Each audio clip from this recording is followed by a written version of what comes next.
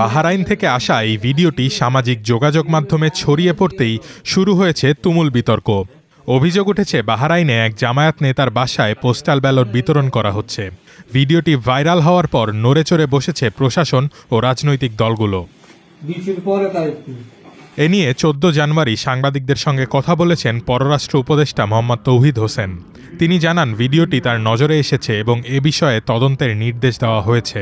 15 লাখ মানুষের জন্য postal ballot প্রক্রিয়ায় কিছু সমস্যা হতে পারে উল্লেখ করে পররাষ্ট্র উপদেষ্টা বলেন, সবই যে নিখুঁত হবে তা নয়, কেউ এটাকে অপব্যবহার করার চেষ্টা করতেই পারে, তবে অপব্যবহার ঠেকাতে ব্যবস্থা নেওয়া হচ্ছে।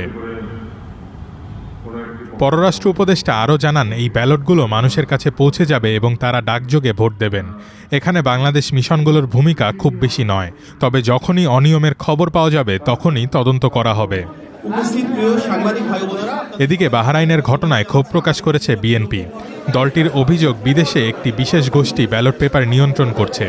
14 জানুয়ারি দলটির স্থায়ী কমিটির সদস্য নজরুল ইসলাম খান এই ঘটনায় দায়ীদের বিরুদ্ধে কঠোর ব্যবস্থা নেওয়ার আহ্বান জানান। আমরা যখন নির্বাচন কমিশনকে বলেছি যে আপনারা এমনভাবে এই ব্যালট পেপারটা ছাপিয়েছেন যে তার প্রথম লাইনে দাড়িপাল্লা আছে, শাপলা কলি আছে এবং হাত পাখা আছে, ঠিক বিএনপিটা মাঝখানে। যদি এটা ভাঁজ করেন তাহলে এটা পড়ে যাবে ঠিক মাঝখানে। আমরা মনে করি যে এই বিষয়টা এমনি এমনি হয় নাই, এটা দৈব ঘটনা নয়, এটা ইচ্ছাকৃত। প্রধান নির্বাচন কমিশনার এবং নির্বাচন কমিশনাররা এ ব্যাপারে তাদের অজ্ঞতা প্রকাশ করেছেন যে তারা ঠিক জানেন না যে এটা কিভাবে হয়েছে। এসব ঘটনা অত্যন্ত উদ্বেগজনক এবং গতকালও আমরা শুধু বাহরাইনটা জানতাম, সেটা নিয়ে আমরা আলোচনা করেছি।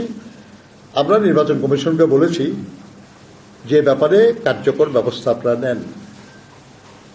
তারা বলেছেন যে তারা শুনেছেন এবং তারা এমবাসির মাধ্যমে খোঁজ নেওয়ার চেষ্টা করেছেন। সেখানকার যারা কর্মকর্তা ওই দেশের, তারা বলেছেন যে ইয়েস, এরকম একটা ঘটনা যে রিপোর্ট হয়েছে এটা সত্য। বিএনপির পক্ষ থেকে আরও জানানো হয়েছে, পোস্টাল ব্যালট বিতরণে স্বচ্ছতা নিশ্চিত করতে হবে। বিশেষ কোনো গোষ্ঠীর হাতে ব্যালট পেপার চলে যাওয়া মানেই নির্বাচনের নিরপেক্ষতা নষ্ট হওয়া। নজরুল ইসলাম খান বলেন, এখন দেখার বিষয় বাহরাইন থেকে আসা রিপোর্টের ভিত্তিতে নির্বাচন কমিশন ও পররাষ্ট্র মন্ত্রণালয় দোষীদের বিরুদ্ধে কী ধরনের ব্যবস্থা নেয়। আমাদের ধারণা যে এই দুই জায়গায় এটা ধরা পড়েছে, কিন্তু এছাড়াও অন্যান্য দেশে এই একই কৌশলে ব্যালট পেপার নিয়ে এই ধরনের ছিনিমিনি খেলা হচ্ছে বা হতে পারে। আমরা নির্বাচন কমিশনকে অনুরোধ করেছি যে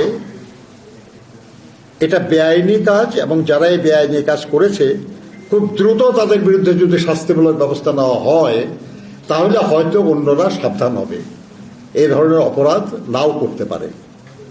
তারা বলেছেন তারা এ ব্যাপারে উদ্যোগ নেবেন, কিন্তু আমরা জানি না যে কতটা উদ্যোগ তারা নেবেন এবং কি করবেন তারা।